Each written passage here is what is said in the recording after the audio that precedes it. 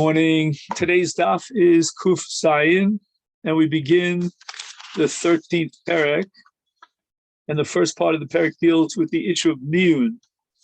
Beit Shammai omrim ein memainin ela arusos. So we have here in this Mishnah 4 different halachos. I would call them 4 different restrictions limiting miyun according to Beit Shammai. Number 1, Beit Shammai requires that miyun take place when she's an arusa. And that's, again, a case where she lost her father. She was married off by her mother or her brother. And she could be memayin and be matir herself l'shuk, but only if she was an arusa, but not after the suin. And the Gemara is going to have a long discussion as to why Beit Shammai shy away from miyun after Nisuin. But there's an interesting point here in the Tosas Rush and the Ramban that this is only lechatchila, but b'diavad, if after Nisuin she was mema'enes, the miyun would be valid even according to Beit Shammai. Still omrim arusos unasuos. Even after Nisuin, she could be mema'enes. Another restriction, Beit Shammai omrim bebal v'lo b'yavam. Miyun is only effective as long as her husband is alive, but not after his death. When she falls for yibum, again, that's yibum derabanan, a zika based on ishus derabanan. And once that zika is chal, there's no possibility of miyun. Ubeisil omrim bebal ubiyavam. It matters not whether her husband is alive or even after his death, and she falls for yibum, there still is miyun. The Gemara is going to have a machlokes whether the miyun, according to Beis Hillel, in a yavam is effective vis-a-vis the original nisuin to her late husband, or vis-a-vis the zika itself. Third restriction of Beit Shammai omer b'fanav, the miyun has to take place in the presence of the Baal. If he's not there, then there's no miyun, because the point is that according to Beit Shammai, if he's not around, there's always a fear that maybe she had no inhibitions about the miyun. Had he been there, she would have been inhibited and sort of been pushed out, and she wouldn't have been mema'enes. So in order to guarantee that her miyun is a full-fledged miyun, it's got to be b'fanav, that she overcame her busha, and nevertheless she did miyun. The exact nusach of miyun is going to come a little bit later on in the Gemara. Beisil omer b'fanav v'shalo b'fanav.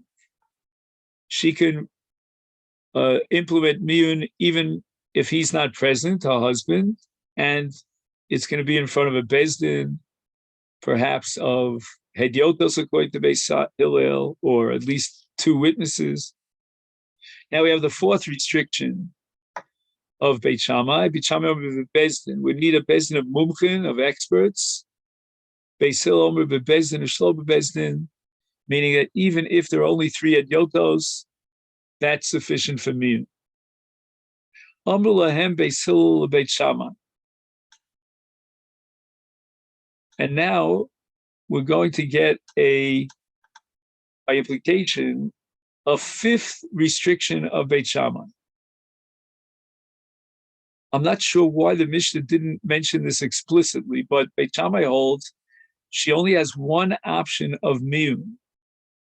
Amru lahem Beis Hillel LeBeit Shammai mima'enes v'ktana afilu arba v'chamesh pa'amim.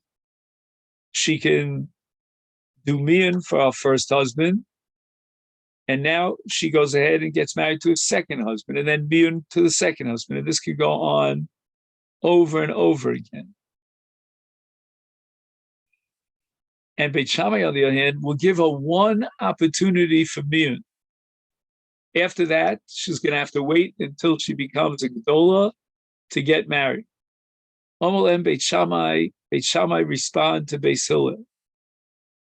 It can't be that she'll go from one husband after miyun to another and to another and to another. Ein B'nos Yisrael hefker. Every time you allow her to get married to another husband with another miyun, it's almost like a loose relationship, almost like out of wedlock. Elamima enes, but rather will only allow her one time to do miyun, and then mamtenes tagdil.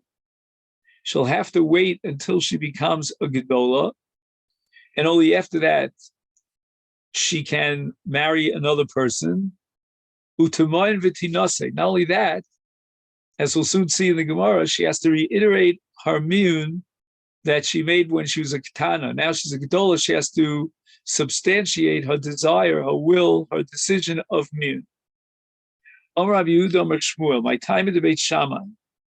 Why is it the Beit Shammai limits miyun to an arusa and not after nesuin? Lefisha ein t'nai b'nesuin.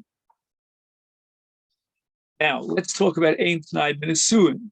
Ein t'nai b'nesuin is a principle that operates outside of the framework of a ketana and miyun. It's a separate principle that operates in the case of a man who marries a woman, and at the time of his marriage, he expresses and formulates a t'nai. And then after formulating the t'nai, he went ahead and he took her into the chuppah, and he had intimacy with her. And we're going to assume that if he had intimacy with her, then he was mochel, so to speak, he negated and canceled the t'nai. And the logic behind that is, ein adam otza bilaso bilas nus. He doesn't want to insist on the t'nai and then have relations with her, because if the t'nai never was fulfilled or won't be fulfilled, then it turns out that his bia was just a bias nus. So to avoid that, he negated the t'nai. He never explicitly negated the t'nai, but we assume that he negates the t'nai. Now we go back to the case of a ketana. I nesua timoin. Beit Shammai are looking at Beis Hillel and saying, if you're right, Beis Hillel, that even after nesuin she has miyun, osi lemeimar, people who mistakenly think that yesh t'nai b'nesuin. In other words, they're wondering, why is it that she left her husband, this ketana? They're not astute, they're not sensitive to be aware that it's because of miyun. In their minds, they think that the reason why she leaves her husband free agent to marry someone else is because there was a t'nai in the marriage and there was never a fulfillment of the t'nai. And now we're talking about after the nesuin, according to Beis Hillel, and Beit Shammai are playing out the scenario. If you're going to allow for miyun after the nesuin, people will mistakenly conclude that there is a t'nai in nesuin, and that's how she got free of the marriage. And they're going to apply that principle to a regular case of a gedola who got married, was taken into the chuppah, there was intimacy, and they're going to say, well, you know what? There was a t'nai, and there was never a fulfillment of the t'nai, and therefore the marriage is annulled, it's void, and she can marry anyone she wants, which is chas v'shalom. She's an HSC, so we're dealing with fire over here. So the Gemara asks, from the perspective of Beit Shammai, that there's no miyun unless she's an arusa, why should that apply in the following scenario? Nichnasa l'chuppah v'lo nivala. What happens if after the erisin, he takes this ketana, Yisoma ketana, into the chuppah, but he hasn't had any intimacy with her? She's technically a nesua by virtue of the chuppah, but if they didn't have any intimacy, then there's no bittul t'nai, and any t'nai that he had made would be valid. is ma'ikal mema.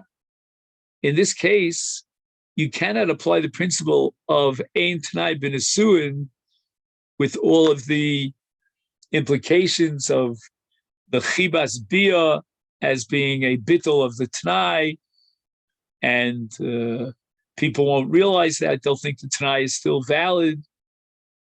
That doesn't make any sense in a case of nichnas al chuppah v'lo nivala. There was no chibas bia. The t'nai should be valid. So if they come to the conclusion that she packs out of the marriage with miyun, but they don't know it's miyun, they think because there was no kiyum t'nai. Well, that's true. The t'nai is still very much in force because there was never a bia to negate the t'nai. So at this point, I think, in my mind, the Gemara could have said lo plug, but the Gemara is trying to push off lo plug as far down the line as they possibly can. Let's see if we could deal with it without falling back on lo plug. Lo plug is like a technical fallback position. The Gemara says, "Lefisha ein t'nai b'chuppah." The Gemara is saying now that nichnas al chuppah v'lo nivala is equal to nivala, which means that there's something called chibas chuppah, and chibas chuppah it's like chias bia. And if he takes her into the chuppah, his intention is for bia, even if he never implemented the bia, but nevertheless, the chuppah itself is like a sedgeway. It's a beginning of bia. And therefore, once again, the principle of ein t'nai b'nesuin would apply to a chuppah, even if it was nichlas al chuppah v'lo nivala. The Gemara says, but masar av l'shluchei abal ma'ikal mema. I'll give you a case of nesuin, technical nesuin, where there's no chibas chuppah.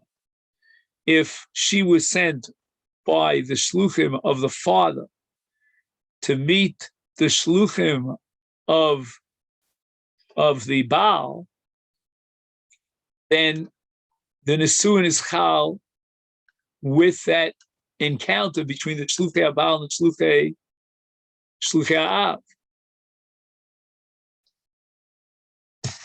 In this case, where she's technically a nesua, she should certainly, as a kana, be able to be mamayin because yesh t'nai. The t'nai is valid because there was no chibas bia, chibas chuppah. And here the Gemara has no choice but to activate the principle of lo plug rabbanan. In other words, this case of masar av l'shluchei abal is so rare that it's swept up by the majority of cases, and once again, after the technical nesuin is chal, there will be no miyun. That's the shita Beit Shammai. Beis Hillel. Why isn't he worried about the conclusion that people might mistakenly derive that yesh t'nai b'nesuin, me'diyadi nesuah ketana d'rabbanan? They're very aware of the fact that she's a ketana. Her father had died. She's a yasoma. The entire enterprise of her nesuin is all a rabbinic enterprise. And they'll realize that with regard to this kind of a marriage of a ketana, which is only d'rabbanan, there are different rules, and it's easier to break up that marriage. There might be miyun or t'nai, whatever it might be, but that's not going to lead anyone to make any analogies and comparisons to a regular case of a gedola where the marriage is dorais. Now the Gemara offers an alternative explanation of machlokes Beis Hillel Beit Shammai. Rabbi Rav Yossi V'Amik time of the Beit Shammai lefisha ein adam oseh be'ilaso be'ilas nus. If we're going to allow for miyun after nesuin, Beit Shammai argue, then people will be very scared and very inhibited about marrying a ketana.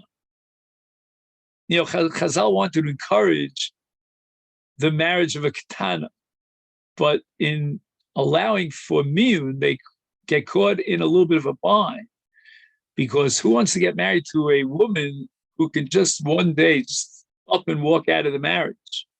That per se wouldn't scare them.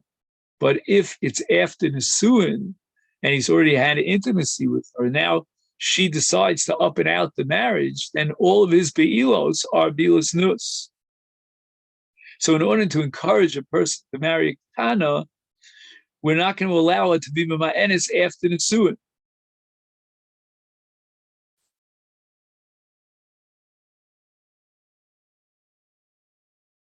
So now again, the Gemara is going to go through the same series of questions and answers that we had earlier on the first explanation of Beit Shammai. If there's no Be'ila, then he doesn't have to worry about Be'ila's Nus. Why not allow her to be Mama'enes? And the Gemara says that even if he hasn't consummated that intimacy after the chuppah, he doesn't want his chuppah to turn out to be a kind of a znus chuppah. It's like a chuppah d'isura of an Easter znus.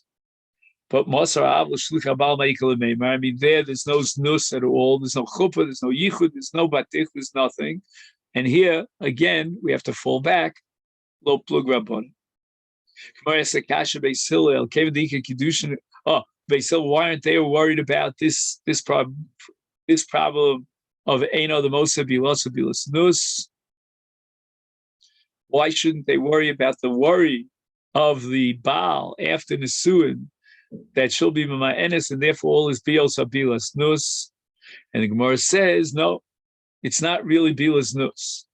Kevan de Ika Kiddushin Uksuba, once the Rabbanan established these Nisuin with the normal framework of issues, namely chuppah, kiddushin, ksuba, everything, the whole 9 yards, is loasi l'meimar bilaso bilas nus. He's not going to be afraid that his bila is a bilas nus. The entire ceremony was ke'en d'oraisa. It was like an ishus d'oraisa with the whole bit, including kiddushin, nisuin, chuppah, and ksuba. Now you're not going to tell me that my bila was a bilas nus. Rav Papa Amar. Now we have a third explanation for Beit Shammai. Time of Beit Shammai Mishum Peri. What it means is that she brings into the marriage peros, meaning, let's say, a piece of agricultural land, and he's producing peros. He's not going to be careful about treating the lonos with a certain sensitivity, with kid gloves. He's going to just exploit the land, clear out as many peros as he can. Now, the Baal's rights to eat peros only emerges with Nisuin. So the problem that we're addressing now is if she can be Ma'enes after the Nisuin, if he knows that she has the power to be Ma'enes after Nisuin, he's going to take advantage of her peri and be mafsid. And time of the Beis Hillel, why do we allow for miyun even after Nisuin? Mishum peri, just the exact opposite. In order to avoid hefsed peros, we need to allow her to be mamayanis, and the Gemara is going to explain why. The time of the Beit Shammai Mishum peri the Yamrit Nisuat the Moin Shamit V'Yachalumine, she's going to exploit the land, clear out as many peros as he can, always wondering when is she going to be mamayanis. Let me chaparayit before her miyun. The sof lamafik kaima. Kaima means she's omedet. She's re'uya lemefik to go out because all she has to do is miyun, and therefore Beit Shammai cannot allow miyun. By doing so, they will guarantee that he'll watch her field very carefully. Beis Hillel, Adarabba. They still have the opposite logic. Kavan the Amrit, if you're giving her, she has now an albatross over his head. She says, look, you want this marriage to work? You want to make a go of it? I have the power to be my ennis any time. So you better behave properly. You better impress me that you're a good husband. And what forces him to be a good husband? The fact that she has it over his head that at any point she could be my ennis. And therefore, he's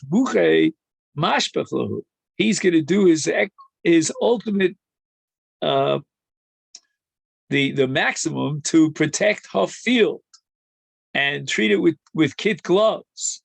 This Savar Ilo, because he realizes that if he doesn't treat the land properly, but rather exploits the land, then I'd say there will be miyayitzim, meaning her relatives, krovusel, who mafkele minay, go ahead and be mamayanis.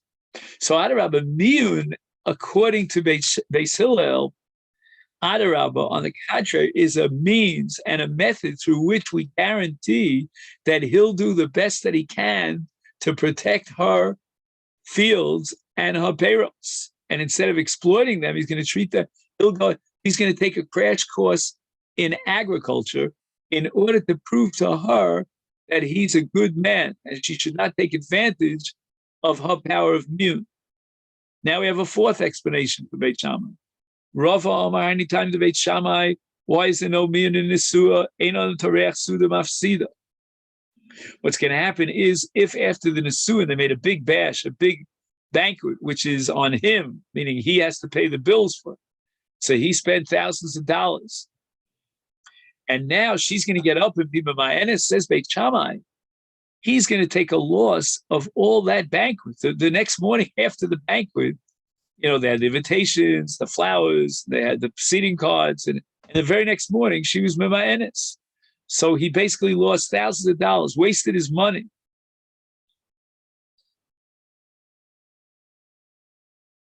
And as a result, who's going to want to marry such a woman? Am I going to marry a woman who has the power? She's empowered with the legal rights of miyun, that the day after we make this big, big batch, we had, printed special bench rolls for the occasion. And now she's going to be Mamayanis. I'm not going to get involved in a marriage like that. And therefore, if Chazal want to organize and design a marriage that would attract people to marry a Ketana, they better not allow her to have miyun after the Sudas Nesuin. Ubeis Hillel, what do they hold? Shravayu Nichalahu. Both of them will gain, he and she, by having a, so to speak, temporary Nesuin. Temporary means contingent in such a way that it could be nulled and voided just with the snap of a finger when she does mean. Why? Kidei the lepuk alayu kola de ishus.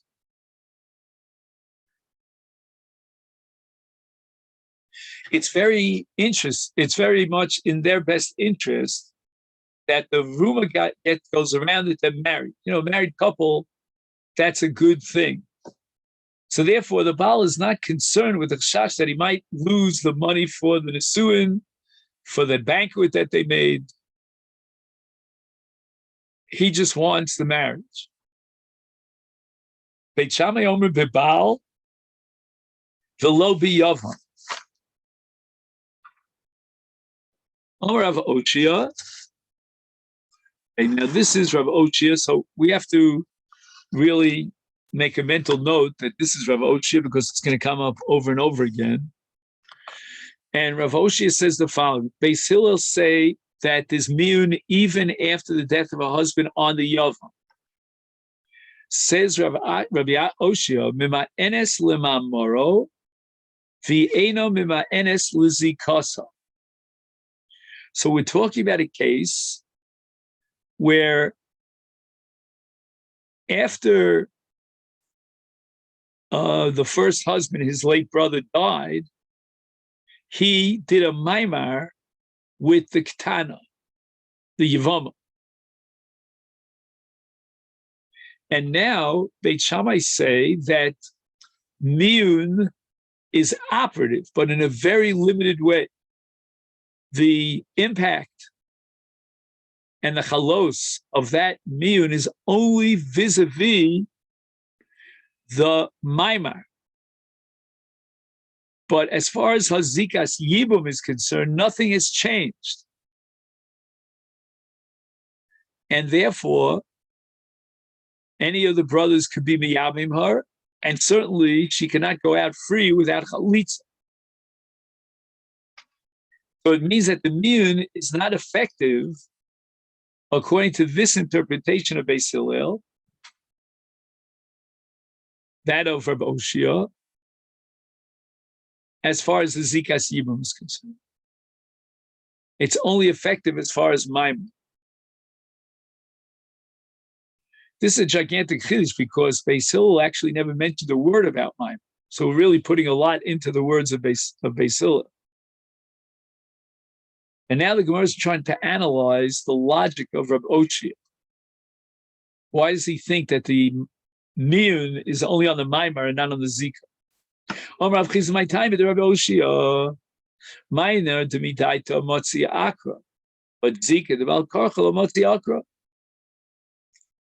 She agreed to accept his overture of maimar and accept his kedushin. There's no such thing as kedushin bal karcha. So maimar as kedushin is dafka mirtzona. And therefore, she has a right to say, you know what? On that maimar, which I accepted willingly, I now want to back out and I want to mute. But when it comes to Zika, right? Zika's memela, as far once the first husband, her husband dies and she falls for Yibum, she had no control over that Zika. She did not generate the Zika mirtzona. It was memela, and it was bal karcha lo motzi akra.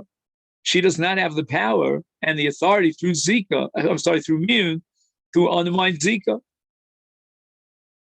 And the Gemara now is going to reject Rav Chizda's logic. Varebia de bal karcha. When we talk about Yibum, the mitzvah of Yibum allows him to be konahar even against her will.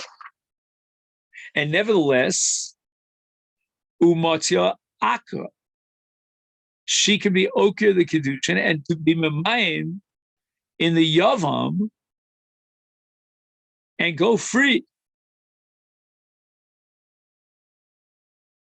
In other words, nobody questioned the status of miyun post yibum. For sure, after yibum, she could be memayenes. She's still a ketana. And yet,